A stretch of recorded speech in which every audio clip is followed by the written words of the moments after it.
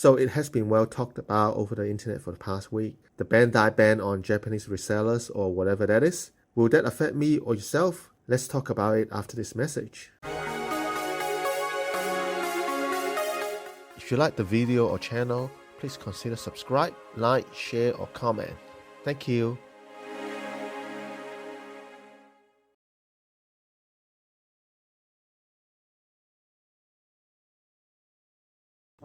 Hello everyone, this is Kik from Gunpla.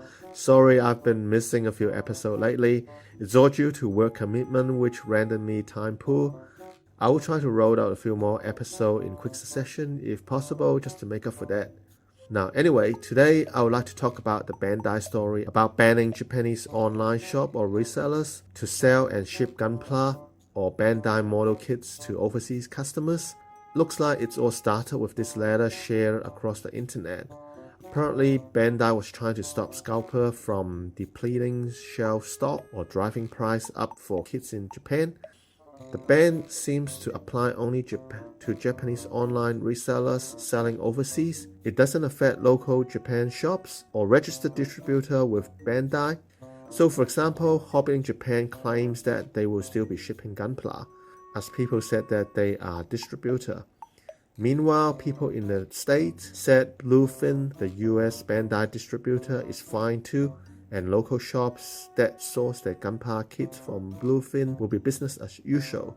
So far, what we know is that Japanese online retailers like Ami 1999 have taken all their Gunpla stock off their English catalog, which means people outside of Japan can no longer order from them. Now, people who follow the Gunpla shopping scene will know, for the last year or so, there has been a global shortage of Gunpla even in Japan. As you know, we have been fighting a global pandemic for the past 2 years, and with city locking down or shipping restriction, we have a worldwide logistics problem. Goods are not reaching shelves as pronto as it used to be, and usually at a much higher price too. For example, my country even ran out of Tamiya Extra Thin nationwide for a while, and one time I ordered a bottle of Mr. Servicer primer from my local hobby shop, and it took almost 6 months to arrive. At the same time, it will affect raw material reaching Bandai too, which means that there will be a trickle-down effect on their production. Also, COVID creates staff shortages too. When people become sick due to the virus, or having to go on isolation, say being a close contact, the company suffer for lack of human resource. It's more the case to the manufacturing industry too. I guess Bandai hasn't been able to meet up with demands even at the local Japan market too. Now to look at it a little bit further, let's talk about Hobby in Japan as an example with regards to Gundam stock. I've noticed that for the last year or so, their Gunpla catalog is mostly on the status of back order, so they don't hold stock anymore. Either they can't do it due to Bandai not meeting the demand, or they rather not hold stock for cash flow reason. I can only speculate. But one thing is, my friend constantly do pre-order with Hobby in Japan for new Bandai releases. Since last year, he find that even Hobby in Japan sometimes couldn't meet their pre-order number. So my friend has to wait weeks, if not months, from the official release date before what he wanted arrive at his private warehouse. Now, since supplies can't meet demands, it's also drive prices up. I've been checking out prices at Mandarake plus other places. Say the recently released Master Grade Dome is selling for 5,000 yen at Hobby in Japan, which is about at recommended retail price in Japan. Mandarake is asking for 8,000 yen. While Suranga is asking for between 7,600 to 10,000 yen, probably depends on condition as they are meant to be a second-hand shop. And there has been rumor that a second-hand shop that received new stock from Bandai asked their staff to buy up everything and sell them a second-hand item at a high price. Now, is that scalping? I don't know. I'll let you decide. And I'm guessing price will be even more crazier on eBay too. So what does it mean for builders like myself or maybe yourself? Now, most of you would know I live in Aotearoa, New Zealand.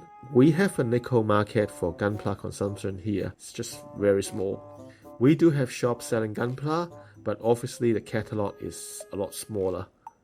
And it can take months for something to turn up or to get in stock too. Price-wise, it will be much higher than other markets. I can understand that as these retailers need to factor in costs of shipping from Japan to a remote country in the Pacific, plus taxes from custom, plus all the overhead for running a shop. I do buy the occasional kits from the locals, and I also bought quite a bit from Hobby in Japan and Mandarake, especially for older or not very popular releases which are impossible to acquire locally. And before the pandemic, I also have the luxury of traveling to Hong Kong, Japan, Taiwan on a regular basis, so I could fill up my backlog from there. Obviously, now that option is gone at least for another year with all the travel restriction or hassle due to COVID. That means I can only rely on local supply or I have to import from Japan. As I said before, Mandarake is getting out of reach for me with their pricing structure. With some of the other shops like 1999 and Ami no longer ship, Hobby in Japan is probably my only source. For example, I want an XG Mesa Type F01 for a while, but I didn't order it at the beginning. Wrongly believed that I can get it at some later stage. Now I can no longer get it locally. Meanwhile, Hobby in Japan has it on back order. Now in the old days, Hobby in Japan will set a time frame of 4 to 6 weeks to fill a back order. Now they have no idea how long it's going to take. I actually placed an order with them early January and I'm still waiting. I don't blame them. I'm fully aware of the situation, but I don't know how long it's going to take for me to get that kit. Maybe sometime this year, maybe next year. And with all the logistics problems still ongoing and the economic downturn with the war in Europe, there will definitely be a price hike for Gunpla.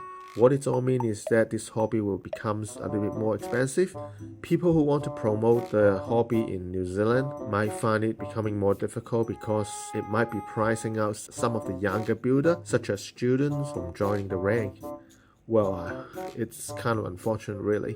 My hope is that the ban from Bandai will mean their regular distributor such as Roofin in the States, another country, or Hobby in Japan can now get more stock for their customer like myself. Otherwise, the scalper who used to only sell P-Bandai or rare kits will now have a field day with regular releases too.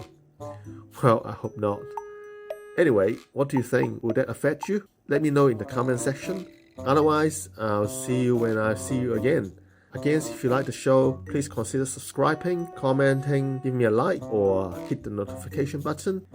And then I'll see you next time. Bye now.